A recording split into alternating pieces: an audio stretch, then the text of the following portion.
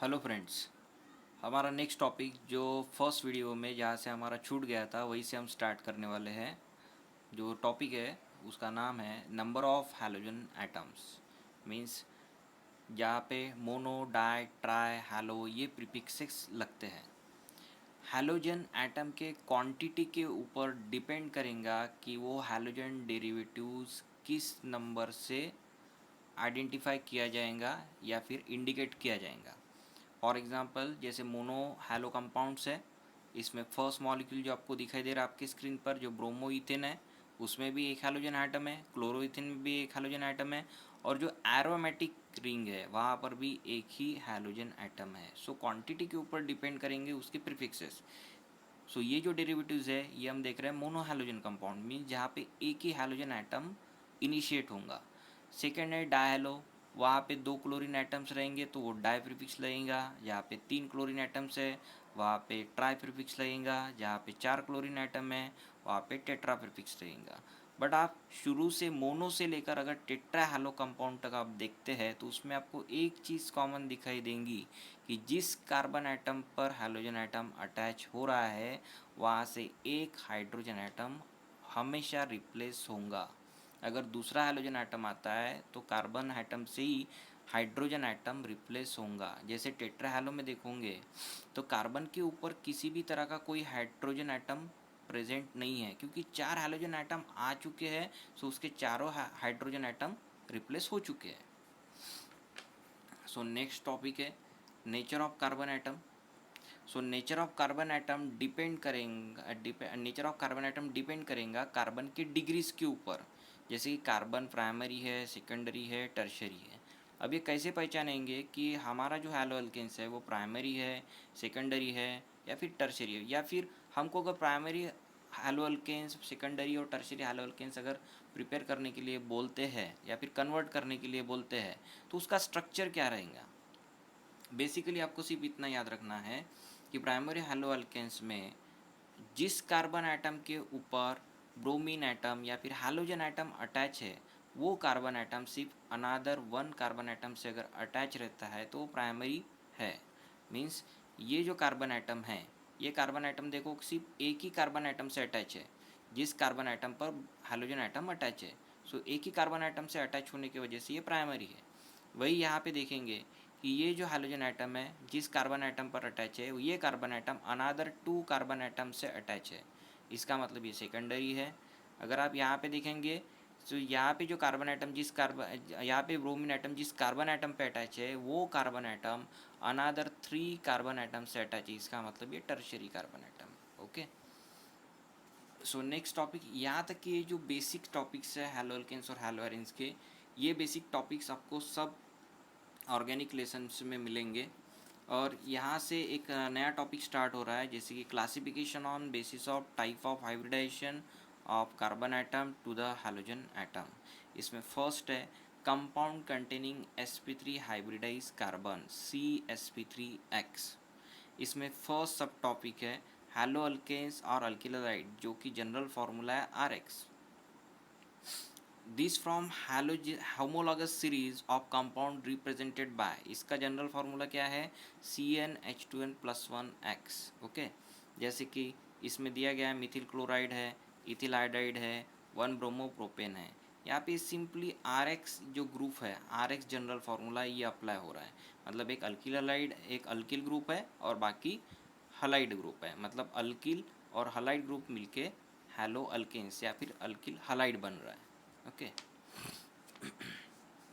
तो अगर आप ये देखेंगे तो ये CH3Cl, इसमें अगर ये तीनों भी कंपाउंड में तीनों भी मॉलिक्यूल में आप देखेंगे तो कार्बन एटम और क्लोरीन एटम, कार्बन एटम और हाइड्रोजन एटम के बीच में और कार्बन एटम और क्लोरीन एटम के बीच में या फिर कार्बन कार्बन एटम के बीच में जो भी बॉन्ड्स है वो सभी के सभी सिंगल बॉन्ड्स है और सिग्मा बॉन्ड्स है।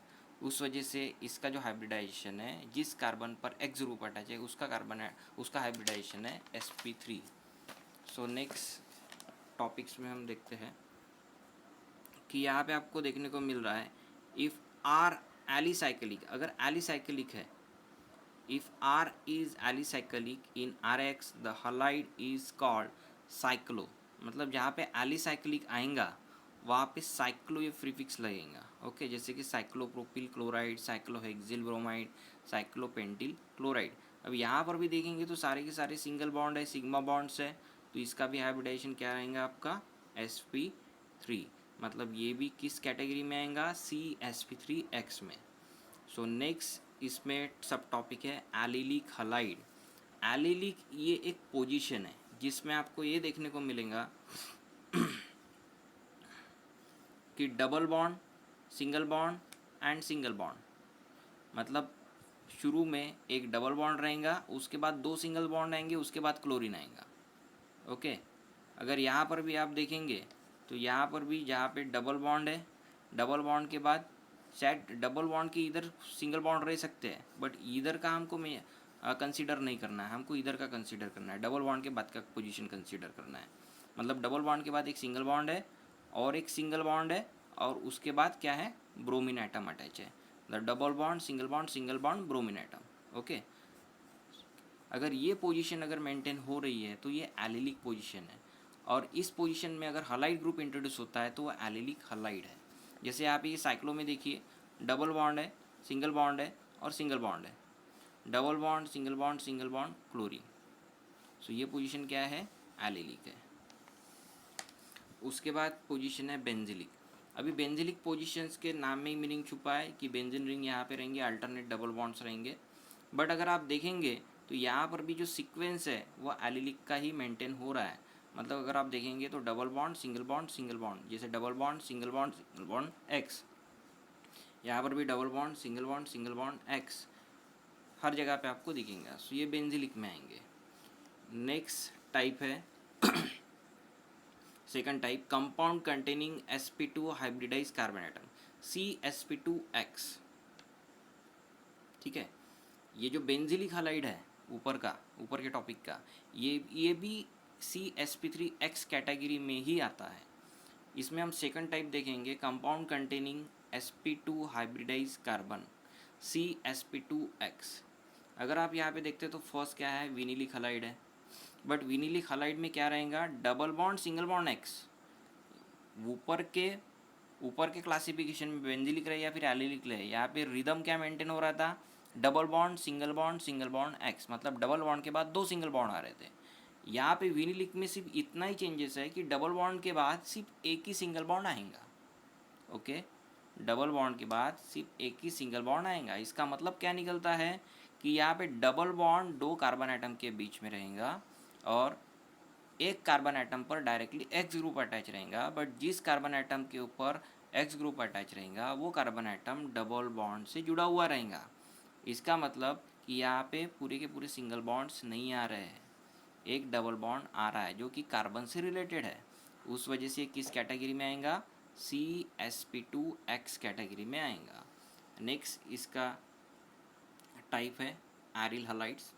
सो एरिल हलाइड्स में ये हैलोबेंजीन्स में भी अब आपको देखने को मिलेगा कि डबल बॉन्ड,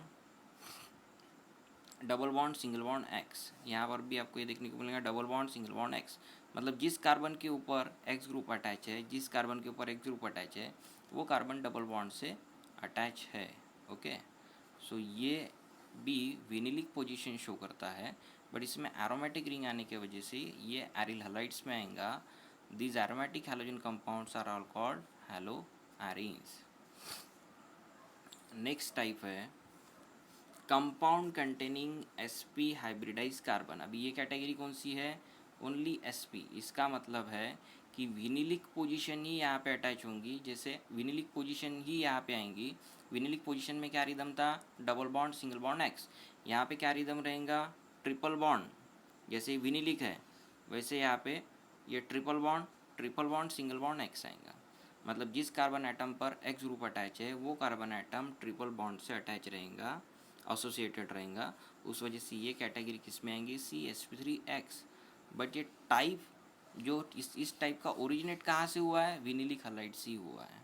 ठीक है, विनिलिक हलाइड का ओरिजिनेट कहाँ से हुआ है, एलिलिक हलाइड से हुआ है। मतलब एलिलिक हलाइड, विनिलिक हलाइड और CsPX ग्रुप कैटेगरी ये दरअसल एक ही टाइप के हैं, बट इसमें रिदम अलग अलग है और पोजीशन थोड़ी डिफरेंट है।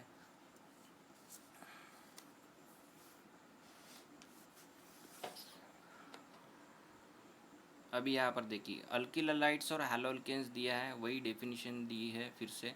एरिल हलाइड्स और हैलो अल्केन्स भी दिया है।